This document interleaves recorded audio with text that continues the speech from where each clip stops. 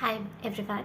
सो अभी मेरी वीडियो में एक बच्चे अमीशा मिश्रा का कमेंट आया था। उनका क्वेश्चन है कि वो नीट 2026 के लिए प्रिपेयर कर रही हैं और उन्हें फिज़िक्स और केमिस्ट्री कैसे प्रिपेयर करनी चाहिए, प्लस वो मॉक टेस्ट कितने दें, पार्ट एंड फुल। सो हाय अमीशा बेटा, देखो फिज़िक्स एंड केमिस्ट्री के लिए देखो, सबसे पहले हम केमिस्ट्री की बात करते हैं। So for physical, inorganic and organic आपको केमिस्ट्री एनसीईआरटी के सारे स्टेप्स क्लियर होने चाहिए, सारे कॉन्सेप्ट क्लियर होने चाहिए। ठीक है, अब हम एक एक इंडिविजुअली बात करेंगे। सबसे पहले ऑर्गेनिक में बेटा, ऑर्गेनिक में जितने भी सॉल्व्ड एग्जाम्पल दिए हुए हैं, जितने चैप्टर के एंड में क्वेश्चंस दिए हुए हैं और जितने भी कॉन्सेप्ट्स दिए हुए हैं वो आपको एकदम ब्रेन में इम्प्रिंट हो जाने चाहिए। ठीक है, उनसे रिलेटेड पीवाईक्यू एक भी ऐसा नहीं होना चाहिए जो आपको आता नहीं हो। एंड कोई ना कोई एक मॉड्यूल आप ले लो। आप किसी अगर ऑनलाइन कोचिंग से होगे या ऑफलाइन कोचिंग से होगे या नहीं भी होगे, तो मैंने अपने टाइम पे क्या किया था, मैंने भी कोई कोचिंग नहीं करी हुई थी, बट मैंने एलन की मॉड्यूल मंगा के रख ली थी। आप भी किसी सिर्फ एक जगह की मॉड्यूल को, मैं ये नहीं कह रही एलन की भी मंगा लो, आकाश की भी मंगा लो, पीडब्ल्यू की भी मंगा लो, नहीं। आपके पास अगर ऑलरेडी है तो वेल एंड गुड, नहीं है तो किसी भी एक जगह की आप मंगा लो मॉड्यूल एंड उससे बाकायदा हर क्वेश्चन को सॉल्व कर लो।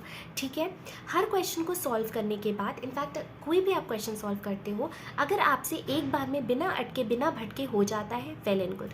नहीं हुआ तो आप उसमें 1 स्टार लगाओगे। अगर आप थोड़ा सा भी अटके, अगर आप ज़्यादा अटके और आपसे बना ही नहीं बिल्कुल, तो 2 स्टार लगाओ।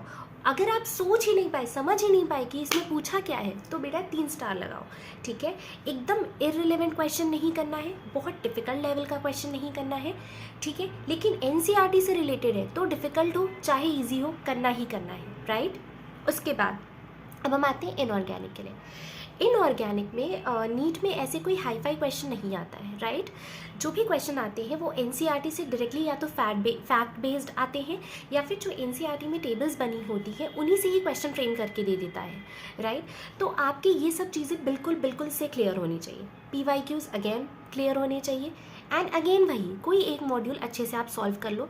रेलेवेंट जो एनसीईआरटी रिलेटेड इन्फॉर्मेशन है सिर्फ वही पढ़ो, मॉड्यूल की इन्फॉर्मेशन करने की कोई ज़रूरत नहीं है। ठीक है, सिर्फ अगर एनसीईआरटी से कोई फ्रेम्ड क्वेश्चन है तो वो सॉल्व कर लो। अदरवाइज अगर आपको लग रहा है कि आप सॉल्व कर रहे हो और आपको लग रहा है ओ माय गॉड ये तो बहुत ही एक्स्ट्रा इन्फॉर्मेशन है, तो बेटा आप उसके चक्कर में बिल्कुल नहीं पढ़ोगे। इनऑर्गेनिक के लिए you have to stick to NCERT. ठीक है, उसमें हाँ, लेकिन फिर ये है कि आपको उसमें जितने भी इन्फॉर्मेशन दी है वो बहुत अच्छे से क्लियर होनी चाहिए, एकदम बाय हार्ट।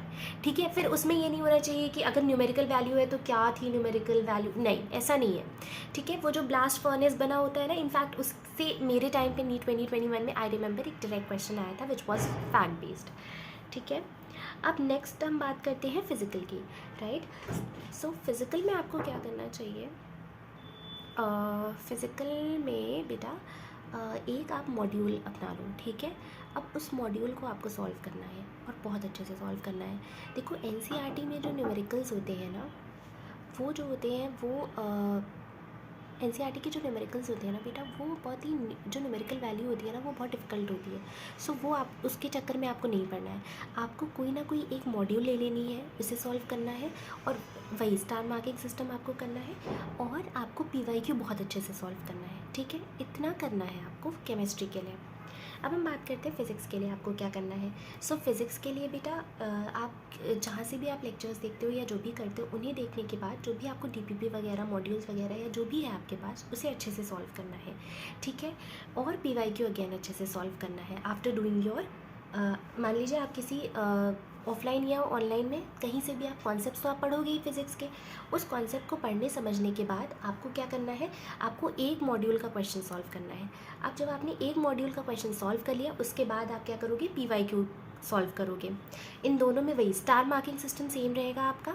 ठीक है, और ये करना है आपको बेटा कि फॉर्मूला कॉपी बना लेनी है। Once you are done with the chapter with the questions and with the PYQ, you have to make your own formula copy. ऐसा नहीं है कि कहीं से आपने इंटरनेट से कॉपी कर लिया, नहीं बेटा। जब आप क्या करते हो ना, आप लिखते हो तो आप अपने ब्रेन का भी यूज़ करते हो और अपने हाथों का भी यूज़ करते हो, अपनी विजुअल मेमोरी का भी यूज़ करते हो, मुँह से भी बोलते हो ना, तो काफ़ी सारी चीज़ें आप एक साथ कर रहे होते हो, तो वो आपकी लॉन्ग टर्म मेमोरी में जाने के चांसेस बहुत ज़्यादा होते हैं। सो आपको ये करना है। ठीक है, फिज़िक्स के लिए। अब बात रही बेटा मॉक टेस्ट की, तो देखो जैसे अगर आप किसी की कोचिंग से जुड़े हुए हो तो बहुत अच्छी बात है, वो खुद आपको प्लानर्स देते होंगे। अगर आप ऑनलाइन से हो, ऑफलाइन से, किसी से भी हो, तो प्लानर्स होंगे आपके पास। अगर आप सेल्फ स्टडी से प्रिपरेशन कर रहे हो या आपने कंप्लीट ड्रॉप लिया हुआ है सेल्फ स्टडी के भरोसे, तो आप टेलीग्राम पे जाओ, कोई भी एक टेस्ट का प्लानर निकाल लो, ठीक है। उसमें चैप्टर वाइज डिस्ट्रीब्यूशन होगा। उन चैप्टर्स को आप देख लो कि आपको उसको प्रिपेयर करने में कितना टाइम लगेगा, ठीक है। अब उनको करने के बाद आप जो है, अगर आप किसी ऑलरेडी किसी इंस्टीट्यूट के टेस्ट पेपर्स के अकॉर्डिंग पढ़ रहे हो तो वो डेज तो डिवाइडेड ही होंगे, उनमें आपको प्रिपेयर करके देना है।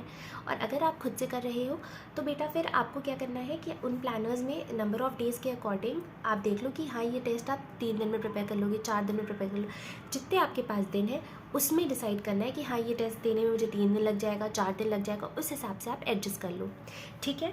तो और बेटा कोई लिमिट नहीं होती है मॉक्स देने की। आप जितने ज़्यादा मॉक्स दोगे, जितने ज़्यादा एक्टिव लर्निंग करोगे, उतना ज़्यादा अच्छा होता है। इनफैक्ट जब क्या होता है ना, हम पैसिवली रिवाइज कर रहे होते हैं तो वो लॉन्ग टर्म मेमोरी में नहीं जाता है और हमें लगता है कि हमें चीज़ें आ गई, बट ऐसा कुछ होता नहीं है। So all you have to do is you have to practise as many mocks as possible, है ना। अब जैसे आपने आज अगर कोई मॉक दिया है तो मार्क आउट करो कि इसमें आपसे गलती क्या हुई है, और कोशिश करनी है नेक्स्ट मॉक में वो गलती या उससे रिलेटेड कोई भी गलती या उस चैप्टर से इनफैक्ट रिलेटेड कोई भी गलती आपसे नहीं होनी चाहिए। देन आपकी प्रिपरेशन राइट डायरेक्शन में रहेगी, है ना बेटा। और अगर आपको फिजिक्स और केमिस्ट्री डिफ़िकल्ट लगती है बेटा, तो आप एक काम कर सकते हो, आप संडे अपना फिक्स कर सकते हो कि आपने हफ्ते भर में जो भी पढ़ा है आप वो संडे को रिवाइज कर लोगे, ठीक है ना। एक हफ्ते में आप 6 दिन नया पढ़ो और एक दिन ऐसा रख लो कि आप उस दिन रिवाइज कर लोगे, ठीक है। I hope it helps. और अगर फिर भी कोई डाउट रह गया है तो बेटा आप कमेंट सेक्शन में पूछ लेना, I try to solve that. Thank you, all the very best, bye.